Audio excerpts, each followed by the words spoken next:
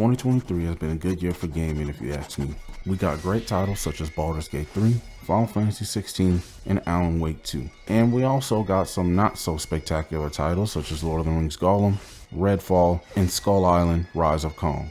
But no title this year has been so controversial, misleading, and just plain outright garbage as the day before. That's right, in this video I'm hopping on the day before train. I'm going to give you all an attempt at a brief timeline of where it all started and how it all ended. But before we get into that, do consider dropping a like, subscribing to the channel, and ring the notification bell to know when I come out with new videos. Also, check out my socials that are on the screen right now and link down below in the description. I'm aiming for 10 likes this video, so let's see if we can smash that goal. Now with that out the way, my name's Conflicted Air, and let's begin. It all began in the year 2015 in Russia, within the coldest city of the world, Yakutsk. A small room would be rented here in the city by the two Godasev brothers, Eldred and Eisen, and would serve as a startup location for Fntastic Games and would be the place where the company's first Kickstarter-funded game, The Wild 8, would begin development. Sometime either during, before, or even after the development of The Wild 8, Fntastic headquartered itself in Singapore to utilize the culture based on volunteering. So basically just free labor. At one point, the company worked all remotely with over 100 full-time employees, air quotes, from over 7 countries. I would also like to add for context that Mytona, the publisher the day before, The Wild 8, and one other game Fntastic created, Prop Night, also has either had or has some ties in Singapore as well. This now leads us to the development of the day before, and I just want to say this is going to be a lot of dates and events, and I'll try my best to keep it all comprehensive. Now we fast forward 6 years, 2 mediocre games and a complete flop later. It's now January 21st, 2021, and the day before was revealed via a gameplay trailer on YouTube. There wasn't anything special about the trailer, it just revealed the basic mechanic of the game. But there was a follow-up trailer released February of the same year and had fantastic marketing in the game and even boasting that the day before would be a real breakthrough for the MMO survival genre. The brothers Eldred and Eisen, now the co-founders of Fntastic, also made appearances in the trailer and claimed the day before would be different from other games in the genre via increased realism through graphical UI and open-ended gameplay. The brothers' cameo ended with how Fntastic reinvented everything from in-game goals to the ways we approach the quality of game mechanics. The 15th of October 2021 comes around and Fntastic announces the release date of June 21st, 2022, giving everyone almost a whole year to speculate, be hyped, and get excited. After all, this was supposed to be an open world, survival, third-person shooter, zombie, PvPvE MMORPG. That was a mouthful. But all the mixing of genres and so many elements, what could have possibly gone wrong? Skip ahead almost a year later, and just 1 month before the release on the 5th of May 2022, the first of many delays was announced. Now the reason for the delay was apparently an engine swap from Unreal Engine 4 to Unreal Engine 5, pushing the release of the day before to the 1st of March 2023. With the new launch date revealed after the delay announcement, the day before continued to be in the headlines and rumor mill. Many people began to notice how identical it looked to games like The Division and how the gameplay footage in the trailers looked a bit too scripted. On the 27th of June 2022, someone on Twitter, now named X, but let's be real, you and everyone you know still calls it Twitter, spotted that Fntastic updated their now defunct website to say that they are indeed comprised of both paid and unpaid volunteers. Yes, I was just as confused as you probably are right now hearing this. So the paid volunteers were full-time employees and the non-paid volunteers were just like part-time workers who were paid with certificates and free codes. Sounds like a fantastic place to work, doesn't it? See what I did there?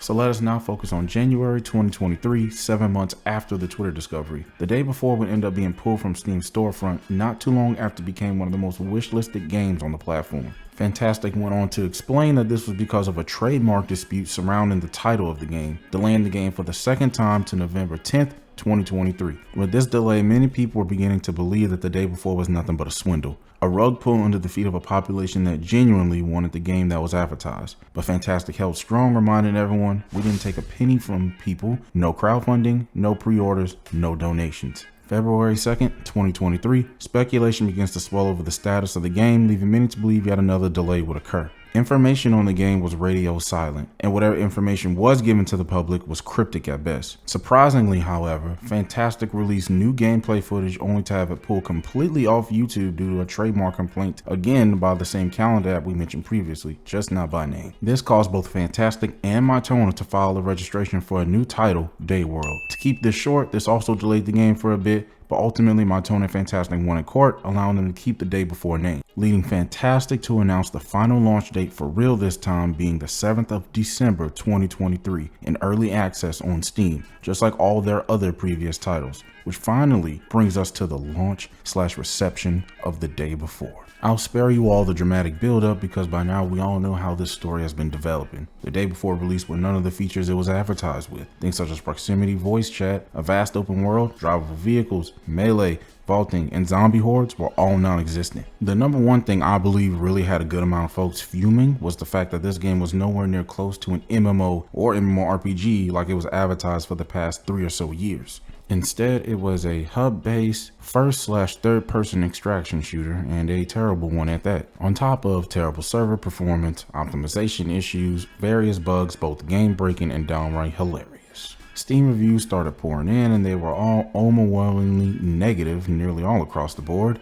IGN went on to call it easily one of the worst games ever played. EuroGamer wrote that the frame rate is appalling and pop-in is extensive even with the city feeling soulless. Gamesradar added, there are no meaningful ideas, no distinctive mechanics, no creative style choices, and nearly no compelling characters. December 7th to the 9th of 2023 had to have set a record for the most uses of Steam's refund feature, and the game's player count could have been used as proof of that. The day before went from averaging about 30 to 40,000 players that its servers could barely handle to just a mere 5,000 and below that its servers could still barely handle, even with losing 75% of its player base. Players in fact were bleeding from this game every second of every day, and Fntastic really didn't do anything to try to fix that. Instead, they diverted all their energy to deleting all traces of the day before on YouTube, completely locking down their Discord server, and trying to cause a hassle to those wanting refunds for the disappointment they released to the masses. All this will lead to an announcement on the 11th of December 2023, just 4 days after the day before launch in early access.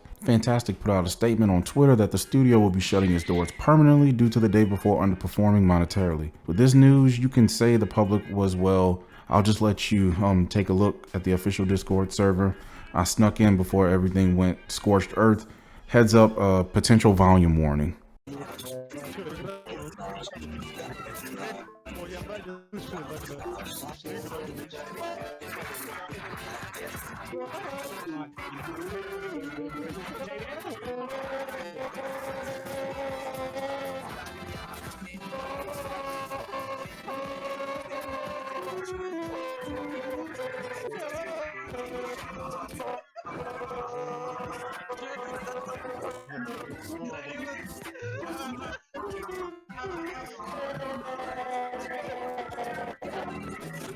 The game was on life support with servers remaining up for the few players, although very few and far between, that genuinely enjoyed the game, but its future was now definitely up in the air. Until very recently, it was announced service was shut down permanently on the 22nd of January 2024. I almost forgot to mention that the game was pulled again from Steam because of the poor receptions, and refunds are being granted no matter the amount of playtime one put into the game. I already know there may be those that feel I missed certain details, like how the volunteers at Fntastic would be at risk of punishments like terminations if they spoke out about the game's direction, or how many of the developers themselves were never aware this was advertised as an MMO to the masses, or even the leaked conversations of the brothers. To that I will say this is very much still an ongoing story and new details are surfacing every day. In conclusion, for everything the day before was not, I feel I can tell you what it is in my opinion. The day before to me is a warning to all that it is time to start putting time towards researching what we put our money, energy, and again, time into when it comes to video games. It marketed itself as something that so many people wanted for years, only to be nothing like that at all. However, there is hope for those of you in 2024 that wanted a game just like the day before. There's actually two hopes. There is Pioneer, a game I've already covered, and you might see it right here depending on where you're watching the video. Please do check that video out. And the game Once Human. Both games have elements of the day before, at least good elements of it, that is. And I think they're going to be fantastic titles, but we just have to wait and see. But with that being said, this is the end of the video. My name is Conflicted Air, and if you made it this far, thank you so much. I appreciate you all. And if you found anything in this video informative, leave a like. And don't forget to drop a subscribe. And really appreciate you all again. And that'll be the end of the video. Yeah, appreciate you all. I'm out.